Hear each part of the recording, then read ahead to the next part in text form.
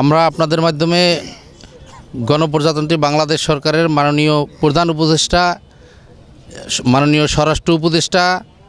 এবং মাননীয় সেনাবাহিনী প্রধান বরাবরে আমাদের দাওয়াত ও তবলিগের এই মেহনত সম্পর্কে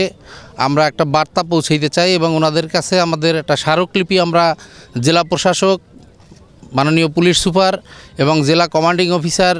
সেনাবাহিনীর, এদের মাধ্যমে আমরা চাচ্ছি যে আমাদের সারা বিশ্বের আমির হযরত মাওলানা সাদ সাহেব কান্দুলবি দামাত বারাকাতুহু উনি যাতে এবছর আমাদের 5 দিনের যে জোর 20শে ডিসেম্বর 2024 থেকে 24শে ডিসেম্বর 2024 এই অনুষ্ঠানে উনি বাংলাদেশে আসতে পারেন এবং আমাদের যে বিশ্ব ইজতেমা ফেব্রুয়ারি 7, 8, 9, 2025 ফেব্রুয়ারি এই সময় যাতে উনি বাংলাদেশে বিগত দিনে যেভাবে আসছেন, গত 22 বছর সারা বাংলাদেশে যেইভাবে উনি আর কি দাওয়াত ও তবলিগের মেহনতে সারা পৃথিবীর ওলামা একরাম এবং মুসলমানের সামনে টঙ্গীর ইজতেমায়, বিশ্ব ইজতেমায় যেভাবে আর কি ওনার মূল্যবান কথা বলে আর কি আমাদেরকে দিনই লাইনে তরক্কি বা উন্নতির সাধনের জন্য যেই ফিকির করছেন, এইভাবে যাতে উনি আসতে পারে। গত 7 বছর যাবৎ আপনারা জানেন যে তবলিগের ভিতরে 2টা পক্ষ হওয়ার কারণে একটা পক্ষ উদ্দেশ্য প্রণোদিতভাবে ওনাকে আর কি বাংলাদেশে আসতে বাধা দিতেছে। আজকে আমাদের এখানে জমা হওয়ার যেটা আসল উদ্দেশ্য, আমাদের তবলিগ জামাতের বিশ্ব আমির হযরত মাওলানা সাদ সাহেব কান্দুলবি দামাত বারাকাতুহুম গত 7 বছর বিভিন্ন জটিলতার কারণে গত 7 বছর আমাদের টঙ্গী বিশ্ব ইজতেমায় উপস্থিত হইতে পারতেছেন না। আর ওনার অনুপস্থিতির কারণে আমরা ওনার মূল্যবান নসিহত এবং বায়ানাত থেকে আমরা এ দেশবাসী এবং বিশেষ করে পুরা মুসলিম উম্মাহ এরকম ক্ষতিগ্রস্ত হইতেছে। এই জন্য আমাদের আজকে এখানে জমা হওয়া মাননীয়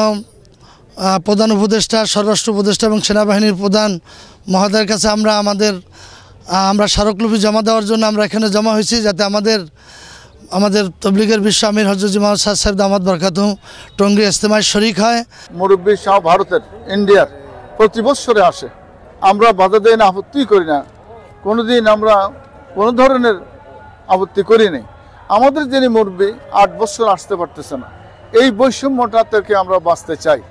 এই জন্য যেন আমাদের আমির, উনি বিশ্ব আমির, আমাদের আমির, উনি যেন আমাদের ইজতেমা আমাদের দেশে যে কোনো সময় আসতে পারে,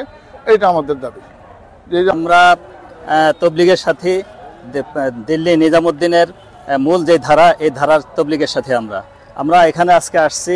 এই জন্য যে আমাদের আমির, বিশ্ব আমির যিনি হযরত মাওলানা সাদ কান্দুলবি দামাত বারাকাতুহুম, উনি যেন আমাদের বাংলাদেশে আসার জন্য সব সময় সরকার থেকে ভিসা পান। আমাদের সামনে জোর আছে 20 তারিখ থেকে এই ডিসেম্বর মাসের, আবার সামনে জানুয়ারিতে ফেব্রুয়ারিতে ইজতেমা, এই ইজতেমার মধ্যে যেন উনি আসতে পারেন, এই দাবি নিয়ে আমরা পুরা চাঁদপুরবাসী এই ডিসিএসপি অফিসে একত্রিত হয়েছি। আসসালামু আলাইকুম রহমতুল্লাহ। আলহামদুলিল্লাহ, আল্লাহ তাআলার শুকরিয়া যে আল্লাহ তাআলা আমাদেরকে এমন এক মজার মধ্যে একত্রিত করছে। আমাদের উদ্দেশ্যই হচ্ছে যে আমরা দীর্ঘ বছর অর্থাৎ প্রায় 7 বছর যাবৎ আমাদের জিম্মাদার মাওলানা সাদ সাহেব দামাত বারাকাতুহু, যিনি সারা বিশ্বের জিম্মাদার, দাওয়াত ও তাবলীগের মেহনতে শুরু থেকে যিনি আমাদের জিম্মাদার হয়ে ফায়সালাকৃত জিম্মাদার হয়ে আসতেছেন, তিনাকে ছাড়া অর্থাৎ আমাদের আমির সাহেব ছাড়া আমাদের বিশ্ব ইজতেমা একেবারে আমাদের জন্য শূন্য কুঠির মনে হচ্ছে। এই জন্য সারা বাংলাদেশ থেকে, শুধু সারা বাংলাদেশ না, সারা বিশ্বের আমাদের যারা দাওয়াত ও তাবলীগের সাথে আছি, আমাদের জিম্মাদারকে ছাড়া আমরা এবার বিশ্ব ইজতেমাতে কোনোভাবে অংশগ্রহণ করব না। এই উদ্দেশ্যে আজকে আমরা আমাদের ডিসি অফিসে এসেছি এখানে আমাদের স্যারকে স্মারকলিপি দেওয়ার জন্য। যে উদ্দেশ্য ছিল